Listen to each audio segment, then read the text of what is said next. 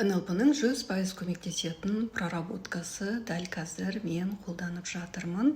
Тест ретінде 30 минуттық адамдарға тегін проработка жасап жатырмын. Бәрінде дерлік өзгерістер болып жатыр. Сол проработка бойынша айтып кететін болсам, бұл ең бірінші рет НЛП-ның негізін қалаушы Джон Гриндер өзінің тәжірибесінде қолданған.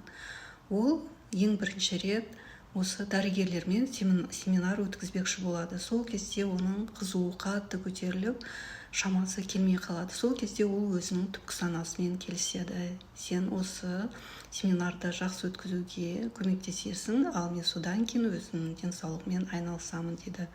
Осылай сәтті семинарды өткізеді. Одан кейін ертесіне сол дәрігерлік орталыққа барған кезде таң қалады. Бәрі Джон Гриндерді өте қатты қошеметтеп, сіздің кешегі тәжірибеңіз, кешегі проработкаңыз, кешегі терапияңыз бізге өте қатты ұнады. Соның бір-екі жерін анықтап айтсаңыз бола ма деп. Сол кезде Джон Гриндер таң қалады. Өйткені оның есінде жоқ, оның түпкі санасы жасаған болатын. Сол кезде түпкі санасы оған сигнал береді. Барып жаңағы тақтаны қара дейді. Сол кезде оның жазбаларын көріп, сол кезде өзінің ең алғашқы ойлап тапқан осы методы болатын. Сондықтан да бұл метод өте керемет, барлық адамдарға көмектеседі.